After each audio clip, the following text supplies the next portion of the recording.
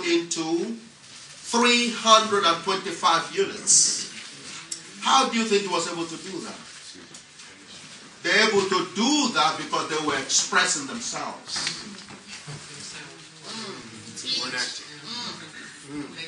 When you're expressing yourself, you do it much better than a copier.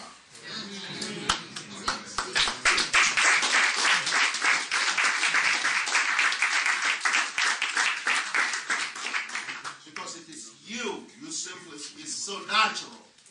You're just expressing yourself. You're letting it flow. You're out of the way. You are, absolutely. So when you're doing that, it's effortless.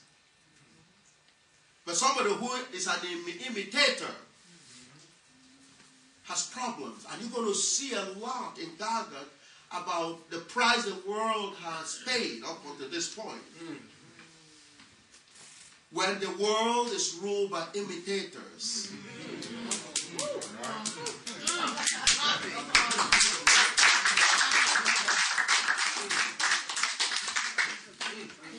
When the world is being led by students rather than teachers.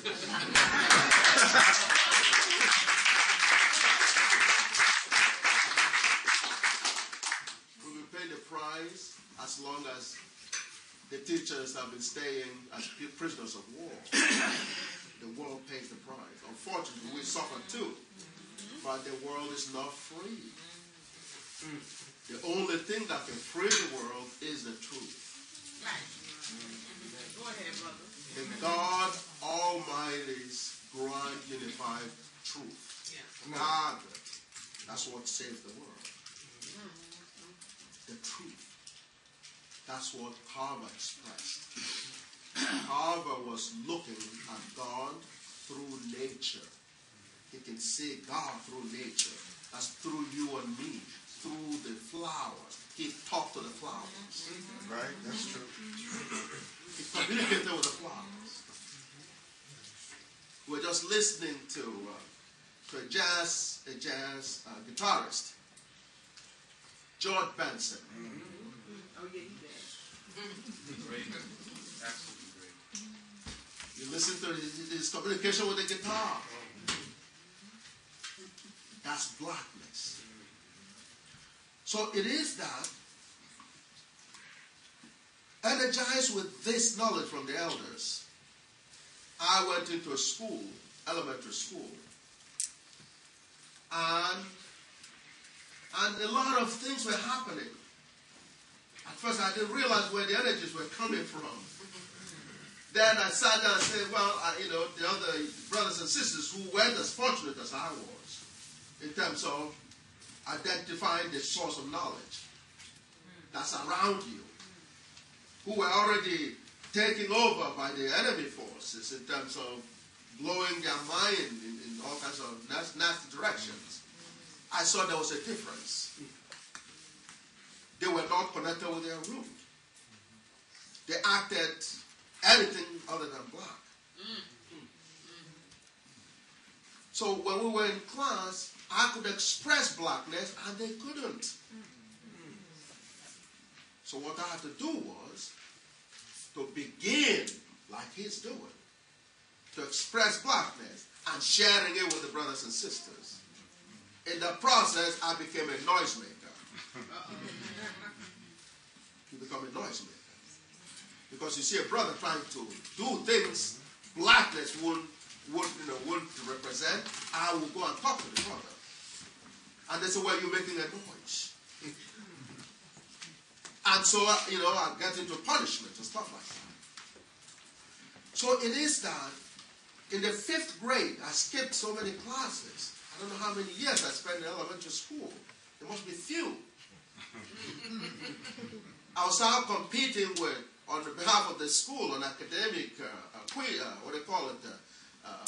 competitions.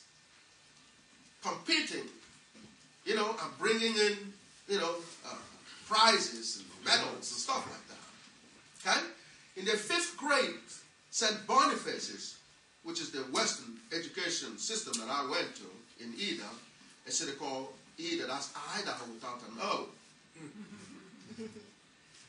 the headquarters of a continuation of the kingdom from Egypt called the Gala kingdom.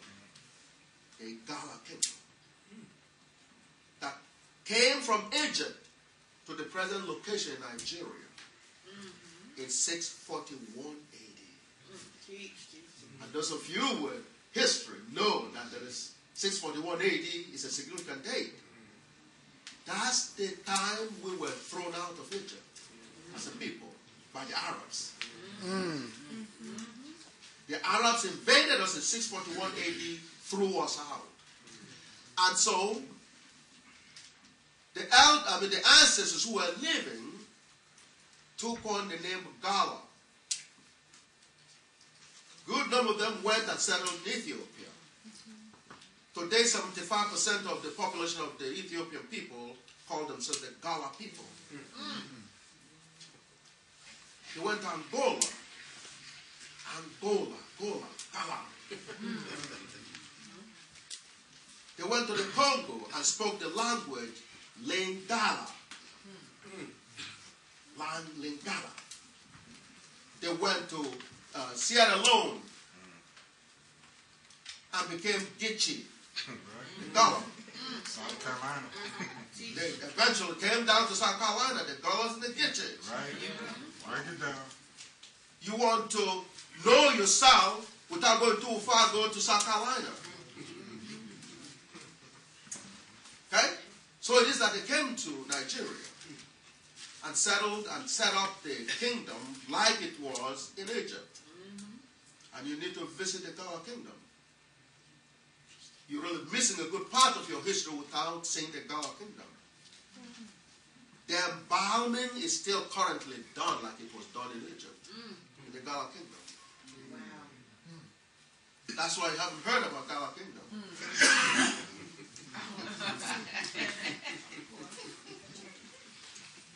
You have not heard about Gala kingdom because Gala kingdom represents our legacy in Egypt. One of the kings, Amaga, his picture is in the palace of England today. A-M-A-G-A. The king, the pharaoh of the Gala kingdom. His picture was stolen by the English people to make sure you are deprived of seeing him. So it's somewhere in the palace in England, hidden in the most secret places there. He was there between 1850 and 1900. He was the king, the Gala, the Ata, as in Ptah of the Gala kingdom. From 1850 to 1900. He died in 1900 exactly. He had a 50-year war with Queen Victoria.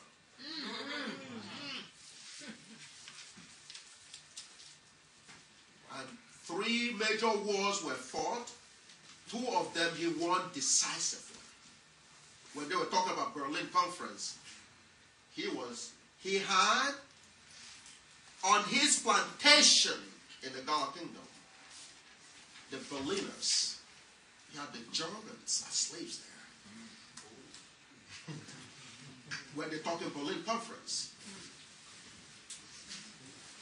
you wonder what happened here, the Emancipation Proclamation. That's right. Emancipation. Who do you think got the emancipation? It is us. The liberators were us. It wasn't anybody else. Because Amaga with his son, Akwagaru, created a plantation in the Gala kingdom, in a place called Cathy, and pulled the Germans. They didn't go for the Italians. They didn't go for the Spanish. They went for the Germans and put them, and the English, and put them on the plantation over there. Want to tell them he doesn't feel good. That's around 1850. What a coincidence. That's the time the proclamation was going on over here. Maybe some message was sent out. That's why Amaga's picture, I haven't seen his picture myself. But we know, we can see the picture of his father. His father's picture is nice and large, but you don't see Amaga. So there is so much history. Okay? There's so much history that you haven't gotten yet, which I was fortunate to get. Because as they're telling me from there, I'm more in tune with the Olmec story in South America.